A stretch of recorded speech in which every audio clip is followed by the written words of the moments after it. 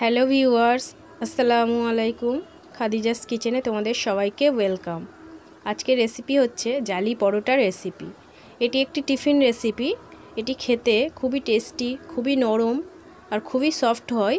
তো চলো তোমাদের বলে দিই কিভাবে বানাতে হবে। প্রথমে আমি একটা চালুনি নিয়ে নিয়েছি। ওর মধ্যে আমি 1 বাটি চালের গুঁড়ো দিয়ে দিলাম। পরিমাণটা মনে রাখবে বন্ধুরা, 1 বাটি চালের গুঁড়ো আর নিলে 2 বাটি ময়দা নিতে হবে, বা 2 বাটি চালের গুঁড়ো নিলে 4 বাটি ময়দা নিতে হবে। চালের গুঁড়ো যতটা থাকবে তার ডবল ময়দাটা নিতে হবে। আমি এখানে 2 বাটি চালের গুঁড়ো আর 4 বাটি ময়দা নিয়েছি। নিয়ে ভালো করে চালের গুঁড়ো আর ময়দাটাকে হাত দিয়ে মিক্স করে নেব। এরপর আমি ওর মধ্যে দিয়ে দেব 1 চামচ মতো নুন, আর দিয়ে দেব কিছুটা চিনি, দিয়ে ভালো করে মিক্স করে নেব। মিক্স করে নিয়ে এবার আমি ওর মধ্যে একটু একটু করে পানি দেব আর একটা ব্যাটার তৈরি করে নেব। একটু একটু পানি মিক্স করব আর সুন্দর একটা থকথকে ব্যাটার তৈরি করব। ব্যাটারটা খুব বেশি পাতলাও হবে না আর খুব বেশি ঘনও হবে না, এরকম ধরনের একটা ব্যাটার তৈরি করে নিতে হবে।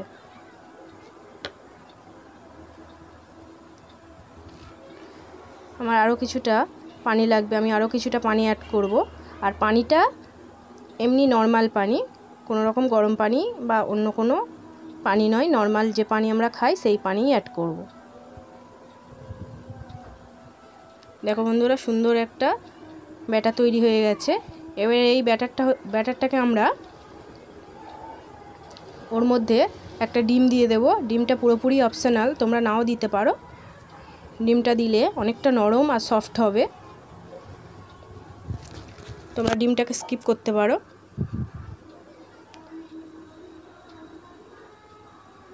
ব্যাটারটার মধ্যে আমি সুন্দর করে মিক্স করে নিয়েছি।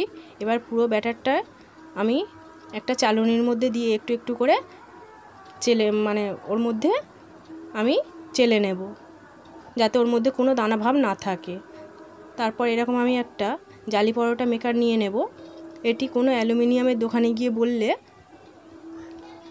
বানিয়ে দেবে, বা ওখানে বিক্রিও হয়, তোমরা পেয়ে যাবে ওখানে।